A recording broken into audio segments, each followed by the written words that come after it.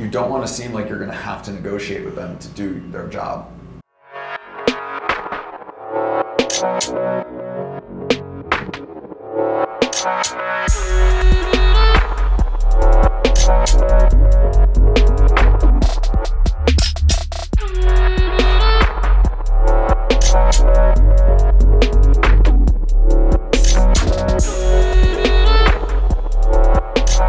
Plumbing, full gut, $4,000 to $6,000, okay? If you completely gut a 1,800 square foot, 3-bed, 1.5 bath house, and you need all new rough plumbing, ran from the basement to the 3rd floor, it's generally gonna be about $6,000. A little less, maybe some of the rough plumbing can be saved from before, maybe the sewage, the old plumbing stack is in good shape, the wrought iron plumbing that I showed you before, it's not like totally rusted down to nothing and everything, but like the majority of the houses I buy are 100 to 80 years old. So like when you have that, your plumber's gonna like run cameras and verify that all the old plumbing's good, and he's gonna be able to give you an estimate based off what everything looks like. He's gonna ask you what you're doing in this bathroom. What are you doing with this toilet? Are you replacing the toilet? Are you replacing the vanity? Generally I replace all toilets, all vanities, unless they look like brand new. They're gonna do all your shut-off valves, your appliance hookups, mess with your main water line, any sort of like rough plumbing that has to be replaced in between other hookups. It's gotta be straight, it's gotta be cut properly, it's gotta look clean, just like that picture that I showed you before. Copper's the best, PVC, PEX, like it's just personal preference. I would ask your plumber what they wanna do and why. But in a place like Cleveland or Detroit or Boston, it's freezing cold, so like, you know, they have to have those considerations that you don't have to have in Florida, because it never gets below, 40 degrees. But here, if you have the water on and your pipe, and your pipes freeze, and the water isn't shut off, then your pipes could explode. So have them walk you through first. Walk through the property with your plumber and tell them exactly what you want, okay? And then when they're done, walk through it with them again. Like really, like they should be done with the rough plumbing, like you saw in Chelsea. All the PVC was ran, and he can't do anything else until everything else is buttoned up. He can't hook up the vanities until like it's painted and there's flooring and there's all this other stuff. So he's kind of doing a lot of work at the beginning and a lot of work at the end. Hooking up appliances is probably one of the last things that happens. So like you might see your plumber a lot in the beginning to run the rough plumbing to make sure all the utilities are set and all the valves are running right, and then you might not see him for 5-6 weeks. So just keeping in contact with him and let him know like how the job is going is good. And then like I said, at the end of the project, take your scope of work, have them walk you through what they did, and then like just test everything. Just flush every toilet, turn on the hot water, turn on the cold water, make sure the hot water runs hot, make sure the cold water runs cold. Sometimes you'd be surprised how many times someone can hook up a vanity, you turn on the cold water and it's boiling hot. Hooked up the wrong one.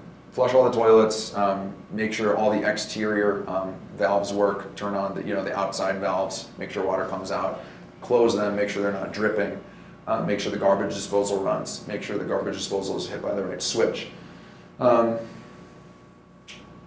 What else? Oh, run the washer and the dryer.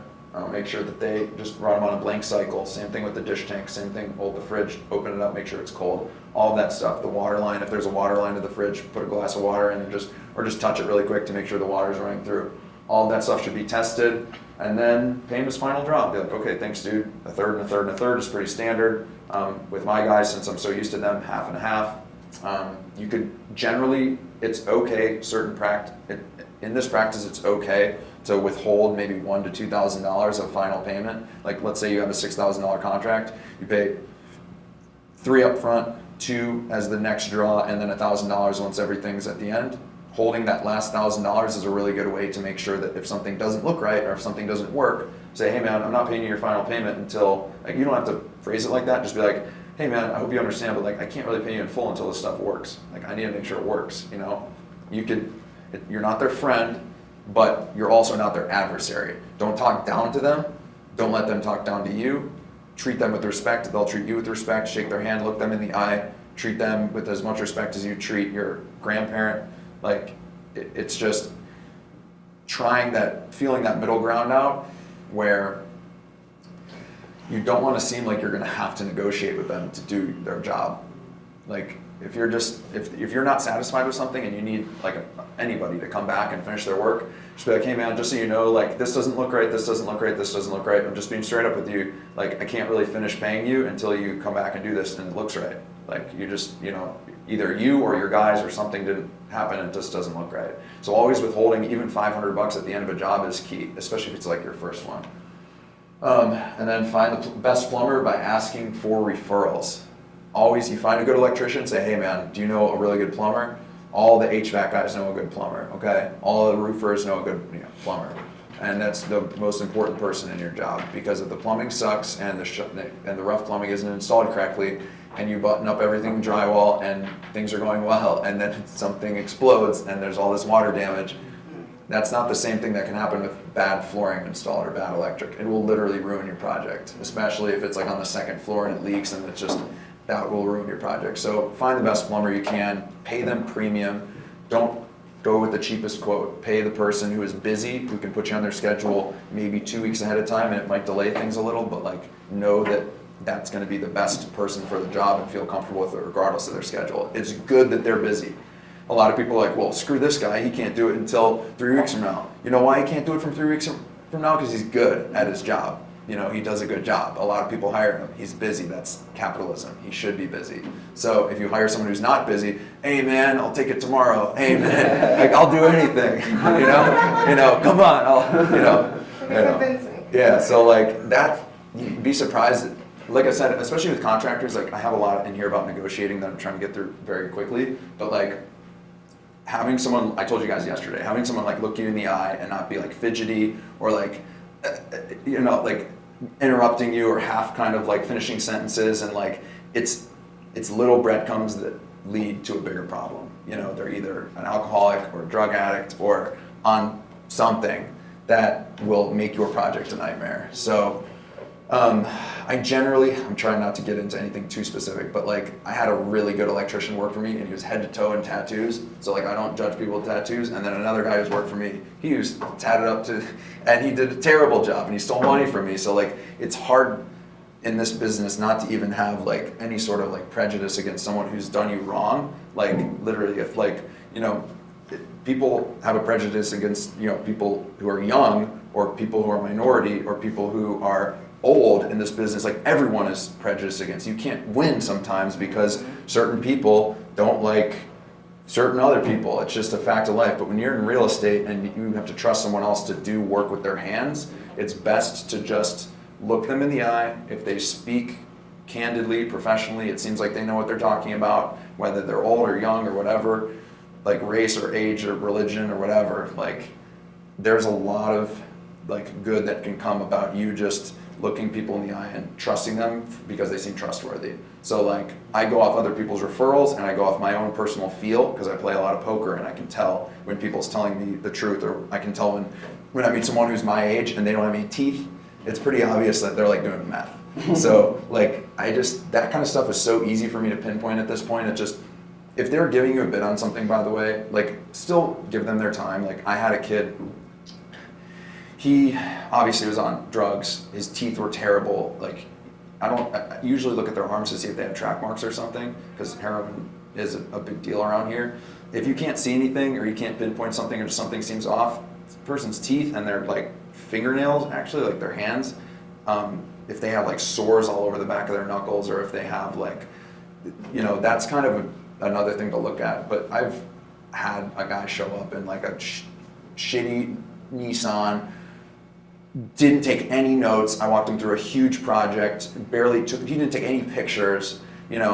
He just was weird looking at, his teeth were falling out, and he was my age too. And I just like, at the end, he texted me a few days later and he was like, hey man, I got a quote for you. I just didn't even respond because like, those people know what's up. But it's important to not, instantly, it's like stopping a bad date. Like you just don't do that unless it's really bad. If someone's threatening you, or if someone like, if you feel like uncomfortable going into a house with someone you think they're gonna like rob you or something, like that's never happened to me. But still, like it's important. I still gave him the time of day and I still walked through the property with him for like 10, 15 minutes. I felt bad for the kid. Like obviously he had problems. We knew some mutual people too. So I was just kind of shooting the shit with him. But it was unfortunate. There are a lot of, anyways, drugs are a real issue in this business. The easiest way to get $3,000 is to get a quick paint job or a quick plumbing job and work your tail off for 2 days and make a couple $1,000 and then be high for the next few weeks. That is the easiest way to get money for drugs. And I hate saying it that way, you know, but that's just like how it is. Okay. I don't know if you touched on this when I was out, but when you're dealing with a contractor, let's just say for paint or something, and you already said that you will tell them up front that you buy the materials typically in your deals, and you just pay them for labor. So are you like, hey, I need this house painted, and he's like, okay, it'll be $5,000, and you're like, okay, I'm gonna go buy the paint. You bring it to him, and then you pay him the rest when the job is done, obviously. Like, do you pay before or after? Like, what's You definitely set up an agreement beforehand. I usually ask the contractor straight up, like, how do you usually like to be paid? I ask them that, how do you like to be paid? And then they come at me with something like, well, I typically do a third down or a half down or whatever, or for this job. Never let people pressure you into like, I need to be a deposit tomorrow, I need to get paid this, whatever. Don't let people give you that kind of garbage, but just ask them for their estimate, they'll send you the estimate, and it's okay for them to ask you like, when would you like to get started, when do you want to start? It's pretty typical to ask people how they like to be paid, a third, a half. If you want to pay someone by the hour for a small job, I don't generally like paying people by the hour because that's how I lost a lot of money last year. I don't know. So it's different based on each contractor. It's different, you know, you're never gonna wanna pay like someone in the trades by the hour, but like if you have a paint job and you have like some young kids that like, you know, are just getting started and want some experience and like they're open to making like, so it's like 15, 17 bucks an hour, you can say, hey, I'll pay you guys by the, you know, 15 bucks an hour if you wanna paint and do all these little other things. Sometimes a lot of little things are okay to pay people by the hour because it's just hard to say, well, this is gonna be 25 bucks and this is gonna be 150. Like, say if you do all this stuff, you know, I'll give you $1,000 or I'll pay you 15 bucks. It should take 15 bucks an hour. It should take a week. It's okay to do that stuff, but generally a third protects you because if they just run off with your money, at least it's just a third. If they do crappy work, at least you have enough money to go over their work and fix it. And yeah, generally you don't need a contract. Like I wouldn't say a contract, but on the invoice, if it says, you know, payment to be made in the third to start here, you know, that's usually good enough.